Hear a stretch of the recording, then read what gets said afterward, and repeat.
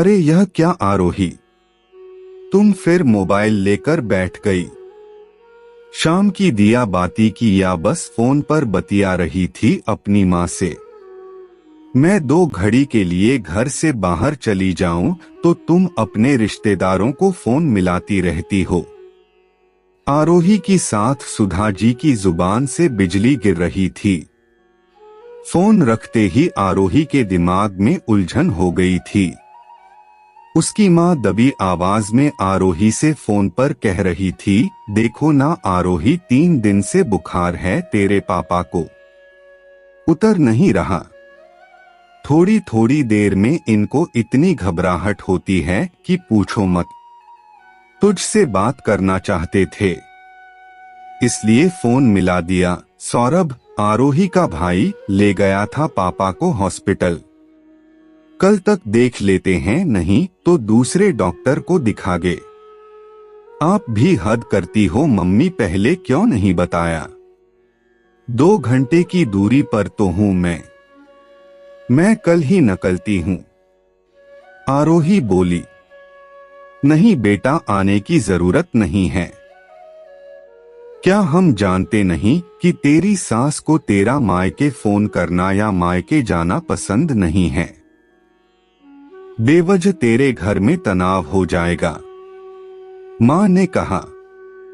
आरोही ने 2 मिनट अपनी माँ से बात कर फोन रखा है था कि उसकी सास सुधा जी का घर में प्रवेश होता है और फिर उनका प्रवचन शुरू हो जाता है। आरोही चाहती थी क्या वह दुख तकलीफ में अपने मायके वालों का सहारा नहीं बन सकती? क्या फोन पर भी हालचाल नहीं पूछ सकती? लेकिन संस्कार वश सामने कुछ ना बोल पाती थी।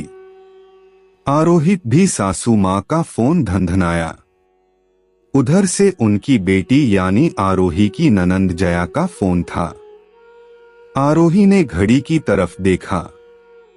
पूरे 40 मिनट हो गए थे उसकी सास को अपनी बेटी से बात करते करते। यह कोई आज की बात नहीं थी। हर रोज यूं ही बातों का सिलसिला चालू रहता। सारे रिश्तेदारों की खबर एक दूसरे को देती रहती। सुधा जी ने अपनी बिटिया से बात करके फोन रखा। मन बहुत भारी हो गया, बेचारी बहुत थक जाती है। ऑफिस का काम, घर का काम, उसकी सास भी बैठे बैठे ऑर्डर दे दी जाती है। सबसे आखिर में बेचारी खाना खा पाती है। सुबह 5 बजे उठती है, रात के 12 बज जाते हैं काम करते करते। सुबह 5 बजे उठना होता है, ऑफिस जाना, आकर घर के काम, देर रात तक जागना।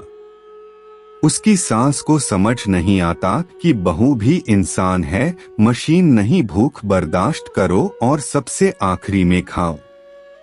जरा भी दया माया नहीं है उसकी सास में। सुधा जी ने अपने पति आलोक जी से कहा, अब तुम बताओ क्या तुम में है अपनी बहू के प्रति दया माया ममता?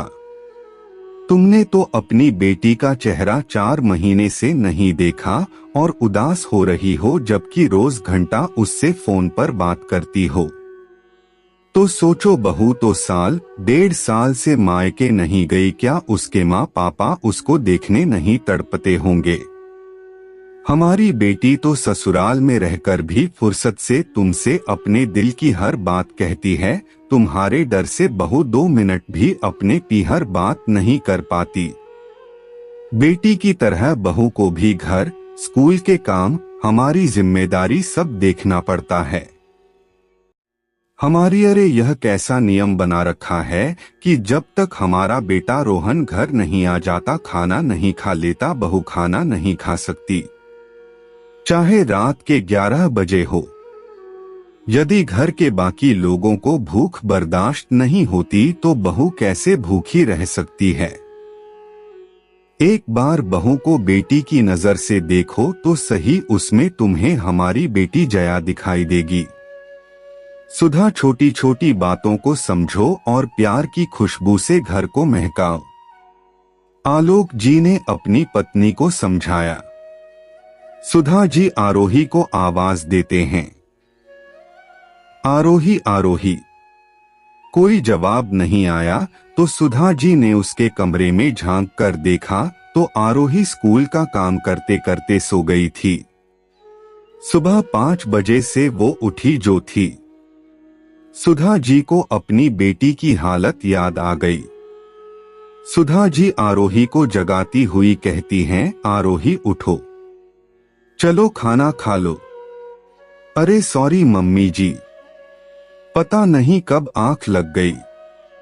मैं अभी आप लोगों के लिए खाना परोसती हूँ। और रोहन आ गए क्या? आरोही बोल, रोहन को आते आते देर हो जाएगी, उसका फोन आया था। मैं और तुम्हारे पापा जी तो खाना खा चुके हैं। कल से तुम भी हमारे साथ जल्दी खाना खा लिया करना। तुम्हें जल्दी उठना रहता है ना? और हाँ, कल हम सब चलेंगे तुम्हारे पापा जी की तबीयत देखने। 2 घंटे का ही तो सफर है, तुम चाहो तो उनके पास 2 से 4 दिन रुक लेना, उन्हें अच्छा लगेगा। चलो अब आओ जल्दी, मैं तुम्हारी खाने की थाली परोसती हूँ। इतना कहकर सुधा जी ने किचन का रुख किया, क्योंकि वह बहू के सामने आंसू नहीं बहाना चाहती थी। आरोही उन्हें आश्चर्य मिश्रित भाव से देखती रह गई। दोस्तों, आजकल भी कुछ परिवार बेटी और बहू में अंतर कर बहू से अनर्थक आशाएं रखते हैं। बेटी और बहू के लिए अलग अलग मापदंड ना बनाएं।